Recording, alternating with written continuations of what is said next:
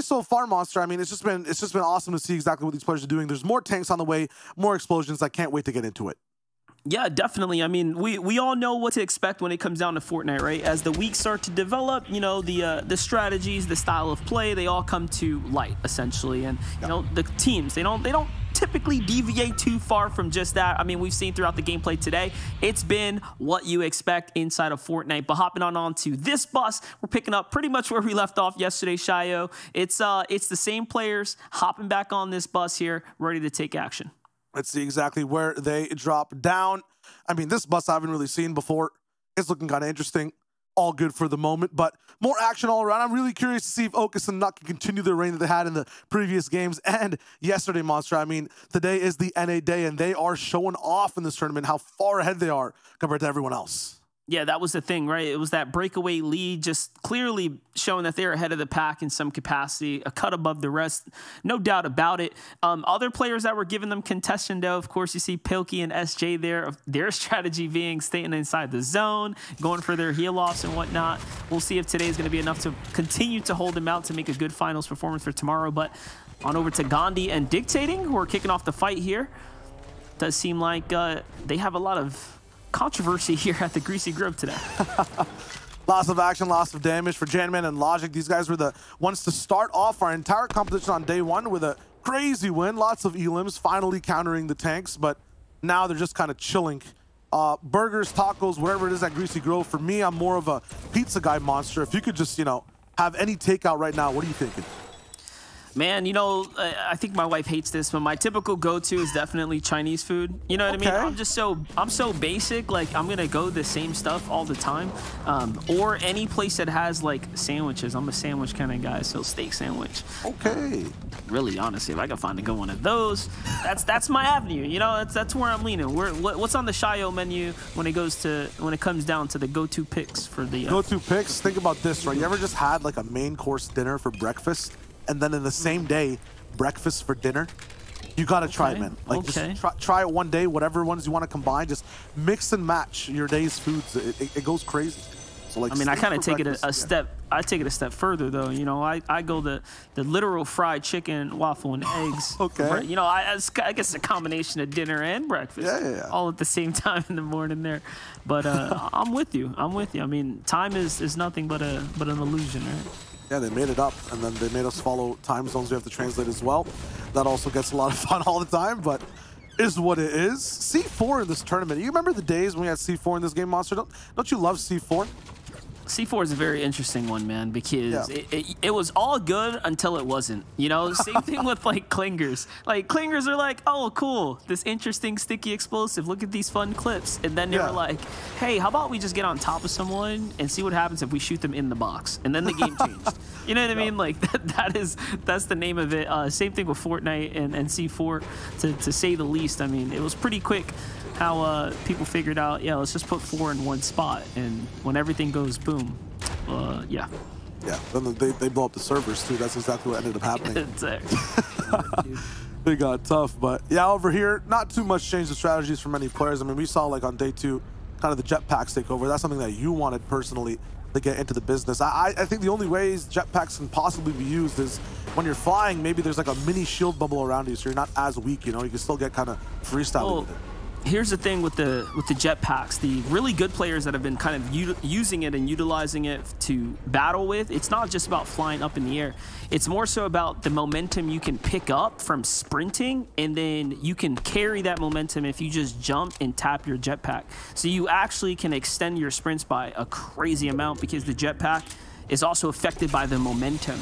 And that's the kind of the cool thing with jetpacks, essentially, is like you have this form of mobility, especially in PvP and fighting. Like if you're out in the open, you can literally use the jetpack almost as if it was a booster to go and travel long distance, which is again a different, more unique way to use it. And that's all because of this whole sprinting that's been brought to the game. Oh, they got the text and the man. Honestly, at this point, I just want these Fortnite characters to just get abilities and, like, you know, make it skin specific. Get marketing on it, right? Get Naruto as shadow clones. Get Kratos rage mode. We could do so much.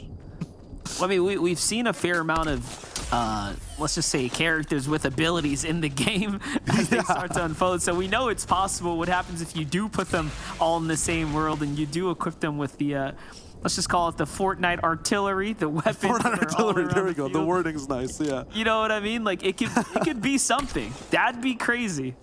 Yeah, I mean, every single character having a different type of buff would be so nuts. And, you know, time, we made it up. This game's going to be ever long lasting throughout time. You never know what happens seasons down the line. But regardless, one thing that these players need to do is also live.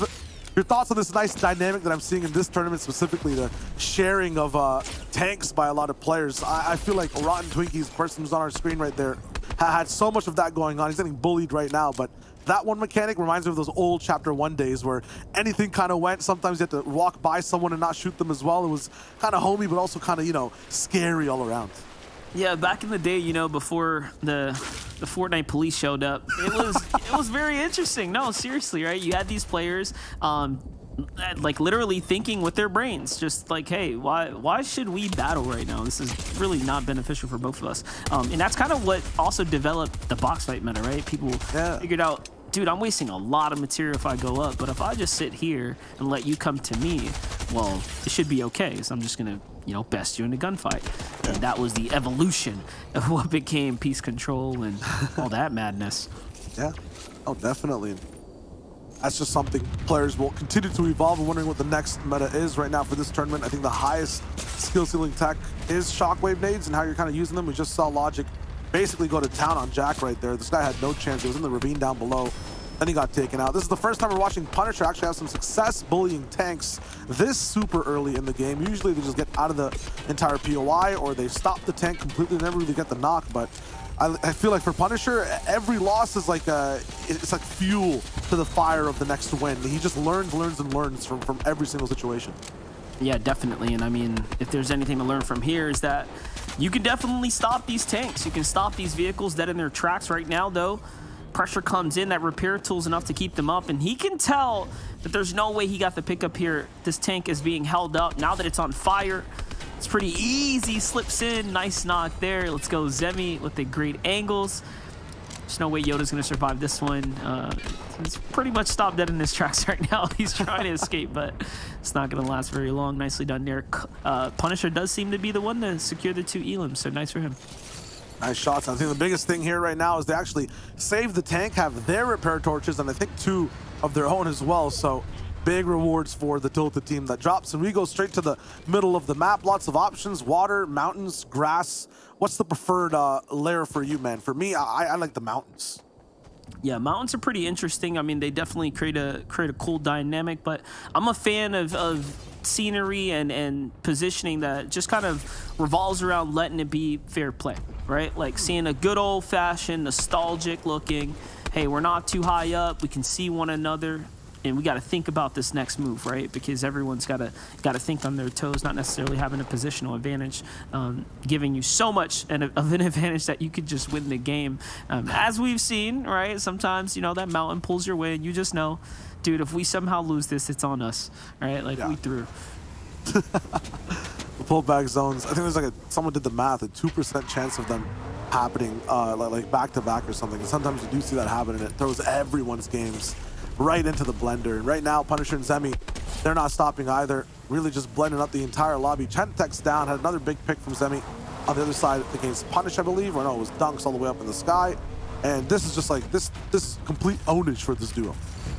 Yeah, this is looking really good. This is the most aggressive Punisher and Zemi we've seen, though, and at least with the success. Remember, when we last tuned in, they did have 2 teams landing on them, and they now have 4 eliminations. So it seems like Tilted, they've been very comfortable today cleaning up house here, making sure to keep things nice and tidy for themselves.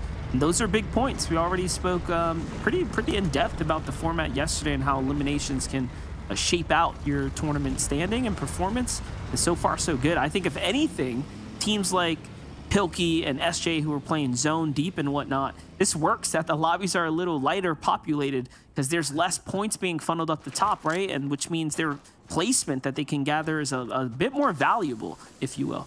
Absolutely. Less for the higher class of eliminators to bring up, more for the people who like to sit at campfires and eat fish passively. You know what I mean? Like that's a nice way to just end up winning these games. Yeah, for sure, for sure. Anything is definitely possible here.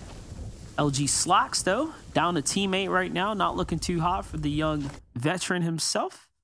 On the other side, we have, of course, the loadout starting to come to life here, some Rift to Goes and whatnot.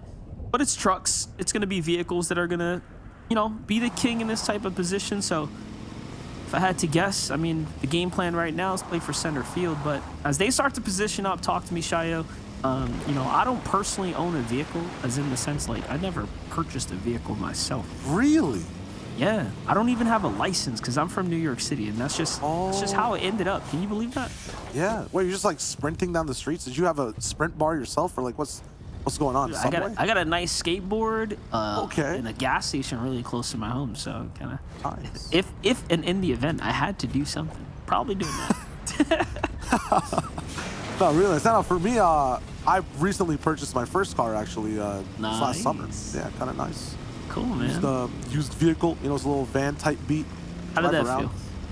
It felt really good, man, because beforehand it was like, you know, using your parents' stuff. Because for me, I'm in the suburbs. Like, we gotta drive. You try to bike, like, you could bike, but you could also sweat then, and you don't want to be showing up like a water balloon to whatever, you know, place you're going to. So, yeah, I mean, it was just nice having the freedom, you know. It's a nice vibe. Maybe a lot of people watching might not be able to relate because, you know, younger audience overall with Fortnite, but it's a lot of fun being able to go places. Nice, man. Nice. Well, listen, I'm proud of you. I'm continuing to stay in my box. You know, that's just. Don't worry, man. We will get you a car. We will get you the license too. I mean, the fun part about that, I purchased someone else a car before I ever bought my own car. So. Okay. All I know now is that for in game, you're not driving. I now have the knowledge. Oh yeah. Oh man. I'll gladly take up the offer though. So. Okay. Yeah. That risk is on you, you know. Oh man, I can't wait for Fortnite to add like aerial vehicles back as well. I feel like that's where the craziest driving, you know, haphazard things end up happening. There's not much you can do wrong in a car, but in planes and helicopters, that's where things get really scary. We just need some hovercraft, you know, some all-terrain hovercraft. Return the remember how in the past, in the chapter 1 pass, there was like there was locations with ramps that just led, I don't know why there were ramps, but there were ramps off of like Pleasant Park Mountain. There were some weird spots that had these huge ramps, and you would take the boards. Remember the hoverboards? Hoverboards, shopping carts. Like, yeah, bro. It's definitely kind of fire. I want to see the return now. I'm actually interested as to why shopping carts never made a return with the chapter 1 return. I felt like that was almost like a Fortnite staple. You know what I mean? I think they had a bad side of the table with them too, with the bugs that were involved with the carts. I feel like every other batch they got disabled for something. So I don't recall. Okay, wipe it out of the memory. I only remember the good. I don't know. Yeah, so hey, hopefully they bring it back someday. Maybe, you know, it's been a while, it's been a few chapters up the way they actually roll. I'm still on that entire mech type of, you know, transformative Gundam vibe. We'll see if that's ever possible. Right now we're on tank battle vibes. Cease and Vert bullying the lobby. Punisher comes in and says no.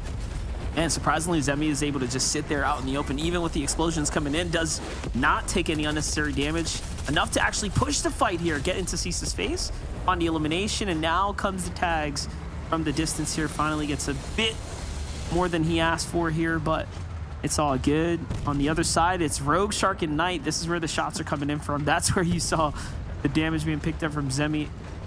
This tank has just got the angle on him, and they don't know where it's coming from. Ooh, right in the needle there through the trees. It's really smart. It's like it's a shield up. I'm watching like a medieval joust here, or like a classic, you know, World War I era fight going on back and forth. Ooh, but Nut rolled up on Nut and Ocus. Oh yeah, you guys want to sit in the mountain and shoot? Nope. Hello. Just snuck right up on him. This is gonna be tough. Ocus popping out, making sure not to get beamed. Repair torch online. Double time. Both teams just taking a little bit of time to heal. I saw so many big shots taken on tanks. I saw one blow up, but all of them now back at full HP. These repair torches are insane. Right, keep in mind, guys, the zone is starting to close. The player count is definitely cutting down. So if these vehicles begin to fall this early, I mean, if you end up having one you're just going to become the target of focus.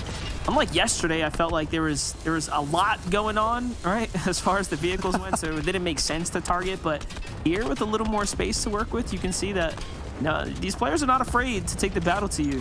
Focus now on the other side of the map as well. That zone being pushed behind him, the bad spot to be in. I want to harp on one of the previous points you brought up, Monster, with the whole Pilkey SJ situation. Not in Ocus, I feel like, are ahead of them by a sizable amount, but you're right. With just 19 duels in the lobby today, they're not going to have their crazy games to upkeep their scores. I think I just saw them in the zone healing off right below towards the south side. I'm not sure if, you know, they're going to have enough points in terms of Nut and Ocus to keep up and stay ahead of the pack with those guaranteed placements. The second place is coming in every game. Look at that. So with Nut going down there, if Ocus gets taken out, that's exactly what's going to start to happen, right? We saw before, I mean, it looked like a 90-point gap or so, which is a substantial amount. But when you cut down the player opportunities for eliminations, that, again, it really skews the format towards players that can stay consistent and rack in those high placement points. So if there was a time for them to close the gap, it's definitely now. Carry and Thatcher putting that pressure onto Ocus like we just talked about. He's floating in the air, now shut down. It's Punisher who picks up another one. So Punisher getting more for his efforts here. A little bit of revenge, if you will, onto the team that pushed onto Knight and Shark, who were pressuring them and made them lose their vehicle. So comes full circle there for Punisher. Full circle also in what we're talking about with the leaders falling. We saw Ocus fall, but all the way back in Tilted, yeah, this is what I wanted to look at here real quick. It was on your screen for a little bit. SJ and Pilkey getting targeted or just dropped down by Dictating and Gandhi, staying inside Bugle, actually. My bad, I got my POIs mixed up, but the heal game that's happening here, obviously not happening at the Cavern for now because Zone's too close to it.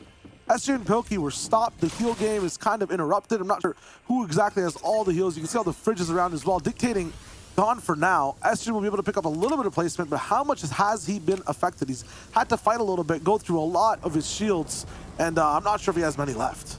Yeah, that Elim is only worth, again, 3 points, which is, in this format, equivalent to 3 placement points. So really not worth it if it's going to cost them all their heals. Already Slurpfish being used, Med Mist being used on SJ there's perspective as well. So yeah, it dug deep just to get that singular elimination to stay alive for a little longer. Don't even know why Gandhi would stay that far back in the zone.